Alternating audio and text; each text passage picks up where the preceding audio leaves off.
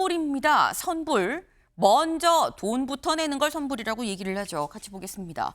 대체 왜 선불이 키워든지 트럼프 미국 대통령 우리 시각으로 새벽 6시 30분쯤 이런 얘기를 했어요. 한국 대미 투자금 3,500억 달러.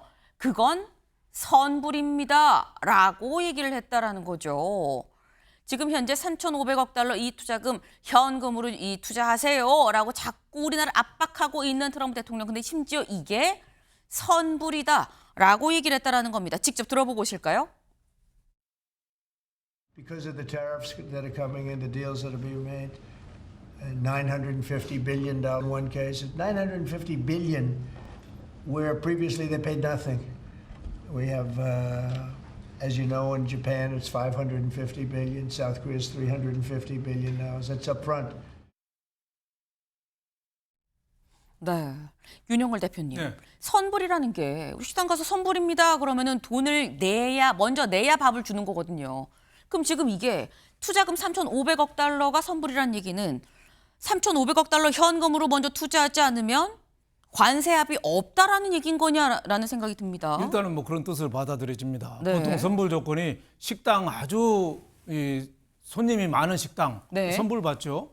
코로나19 때 골프장 장사 잘 되니까 선불로 미리 받고 네. 전날까지 송금하는 사람만 치게 할 정도였거든요. 그러니까 선불이라는 거는 어떻게 보면 배짱 장사하는 건데 지금 7월 달에 이재명 대통령이 미국 방미해가지고 네. 그때 정상회담을 하면서 엄지척 사진도 찍고 합의문 발표도 필요 없을 정도로 정상회담이 완벽했다. 그렇게 발표를 했고 네. 국내에서도 호의적인 반응이 왔거든요. 근데 정상회담 끝나고 한국에 돌아온 다음에 분위기가 좀 달라졌어요. 네. 예, 미국에서는 그 3,500억 불, 우리 돈으로 한 500조 가까운 돈이 그건 현금에 가까운 돈이다. 그리고 투자해서 남는 돈의 90%는 미국이 갖는다. 이런 얘기를 계속 하고 있고 우리나라에서는 지금 우리나라가 그 3,500억 불이면은 그 외환 보유고의 네. 84%니까 이재명 대통령도 얘기해서 당장 내가 탄핵이 되고 외환 위기도 온다.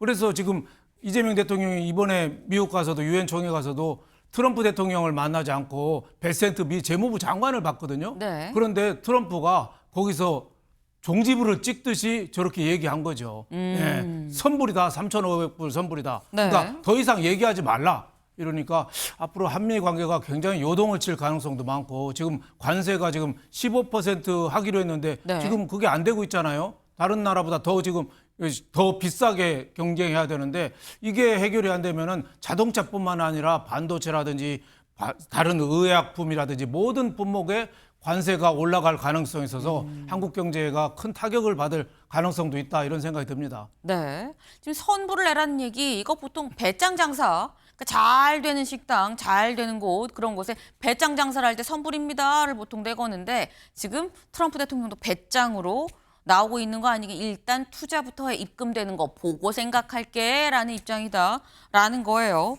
근데 지금 말씀하신 것처럼 이게 이제 핫한 문제일 수밖에 없는 게 다른 것도 아니고 3,500억 달러가 지금 우리나라 외환 보유고에서 나간다고 하면 나라가 휘청일 수 있다라는 얘기가 지금 나오고 있는 거죠. 그래서 중앙일보 같이 볼까요?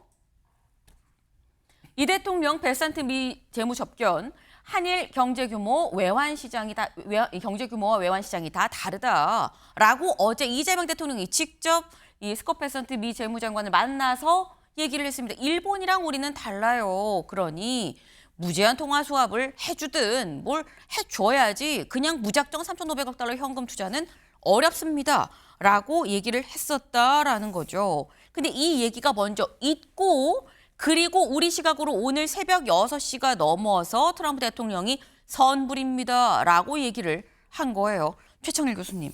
근데 그렇다고 한다면 트럼프 대통령이 베센트 장관한테 이 얘기를 전에 들었을 텐데 전에 듣고 통화 수합 후 그래 해줄게. 해줄 테니까 투자해라는 긍정 시그널로도 사실 볼 수가 있고요. 아니면 일단 이건 모르겠고 투자부터 해야 통화 수합이고 뭐고 관세고 그 다음 논의로 넘어갈 수 있어라는 두 번째로 생각도 할 수가 있고요. 어떻게 봐야 되는 겁니까? 직접 투자는 제가 볼 때 우리나라로서는 사실상 불가능한 거예요. 네. 3,500억 달러를 선금으로 내라는 얘기인데 선불해서 선물로 내라는 얘기인데 현금으로 이거 아까도 말씀하셨습니다만 우리나라 외환 보유고의 80% 이상인데 이걸 어떻게 내냐고요. 그 달러로 달라는 얘기예요. 미국은 지금 달러로 진짜 돈 내라 이런 네. 얘기예요. 쉽게 말씀드려서. 우리 이제 맨 처음에 아까 얘기는 MOU 체결할 때 합의할 때 물론 구두로 했습니다만 보증 대출 보증이 거의 대부분이고 나머지 일부를 이제 직접 투자 이렇게 생각했다는 거예요. 근데 지금 이제 얘기가 전혀 달라지고 있고 그리고 이제 아까 말씀처럼 이재명 대통령이 이거 도장 찍을 수 없는 거다. 도장 찍으면 나라가 망하게 생긴 거거든요. 지금 이제 그 일각의 얘기는 만약에 이런 식으로 3,500억 달러를 돈으로 주면 1달러에 그 우리 외환위기 때 2,000원 거의 다 된 걸로 제가 기억하는데 네. 1달러에 그 수준까지 간다는 거예요. 그럼 이건 감당할 수 없는 거예요.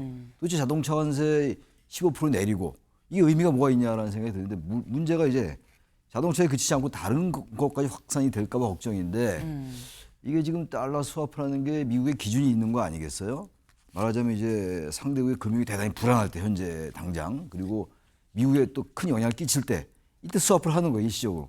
지금 그런 상황은 아니란 말이에요. 네. 게다가 이 스와프라는 게 중앙은행과 미 연준 간에 하는 건데 우리나라 한국은행과 계약을 지금 그 상황도 안 돼 있는 것 같고 법적 제도적 정비도 안 돼 있고 그래서 이건 상당히 큰 문제가 되는 것 같아요. 처음에 대체 우리 국민들은 이러다가 어떻게 협상이 되겠지라고 생각했는데 이게 만만하게 볼 상황은 아닌 것 같아요. 지금 트럼프가 계속 강조하는 걸 봐서는 일단 밀고 가면서 뭔가 협상력을 끌어올리려 하는 것 같은데 우리도 최대한의 마진손이 있는 거거든요. 네.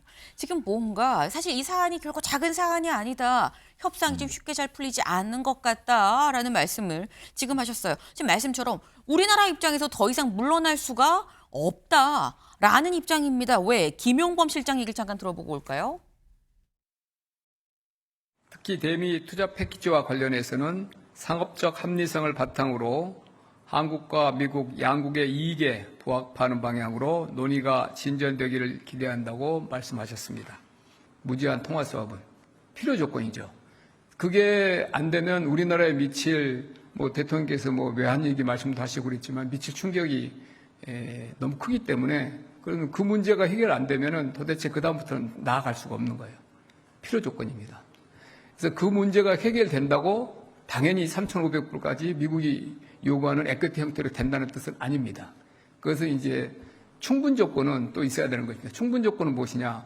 특별한 이 정도 크기의 투자를 운용하려면 수출입은행의 지금 현행 어떤 그 규정 가지고는 감당하기가 어렵습니다. 그래서 수출입은행 법을 고치든 아니면 정부에 만약에 보증동의안이 필요하다 그러면 국회 가서 보증동의안을 받아야 되겠죠. 그리고 대통령이 누차 지금 강조하시는 상업적 합리성 이런 것들이 충분 조건입니다. 그래서 통화 수합이 무제한 된다고 그래서 그 다음부터 자동으로 다 된다 그건 아닙니다. 하나하나 단계별로 조건을 걸고 그런 건 아니고 최소한 그거는 기본적인 거기에 대한 어떤 미국의 해답이 있어야 그 다음 단계로 나갈 수 있기 때문에 내가 통화 수합을 이야기한 거고.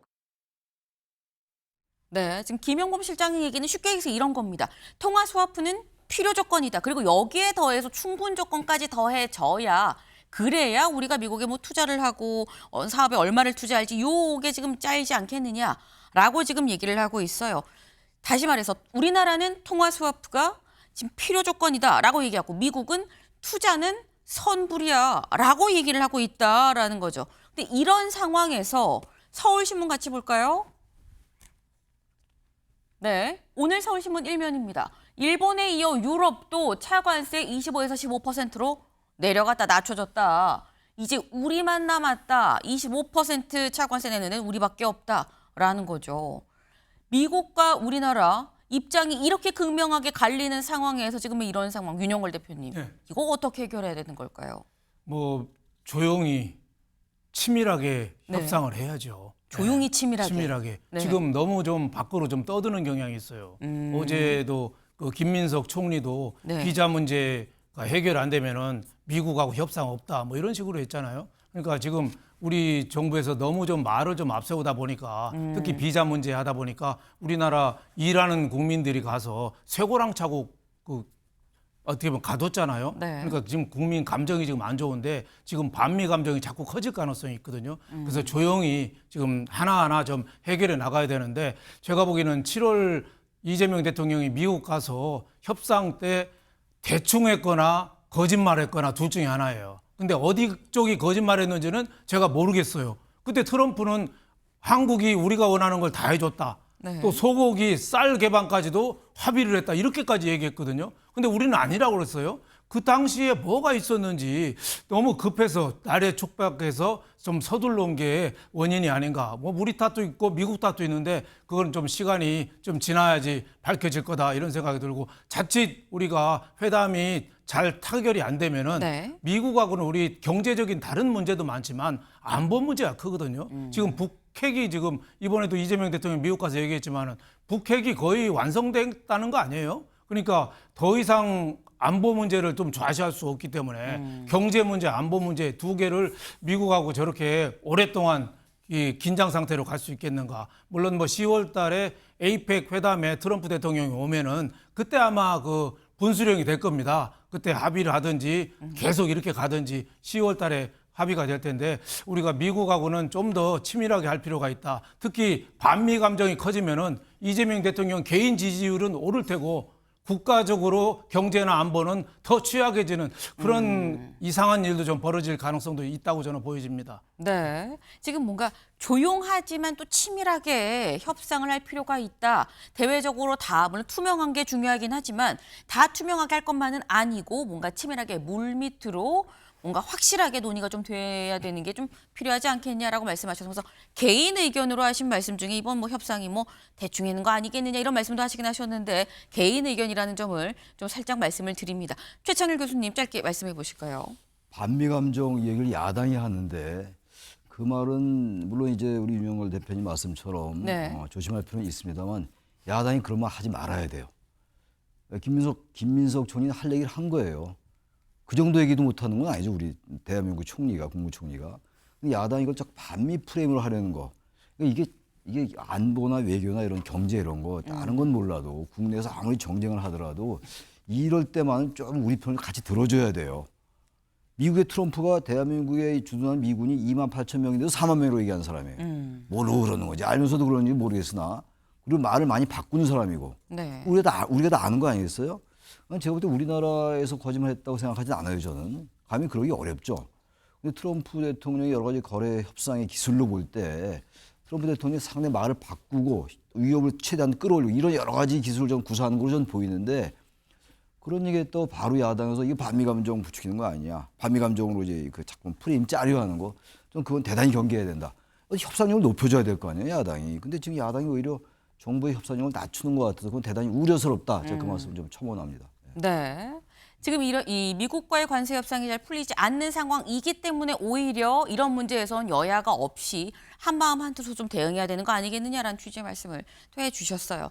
사실 풀기 쉬웠으면 처음부터 문제도 아니었다라는 얘기가 또 있기도 있죠. 하지만 어렵기 때문에 그래서 더 정부가 잘 풀어내야만 하는 그런 문제이기도 하다라는 생각이 좀 듭니다.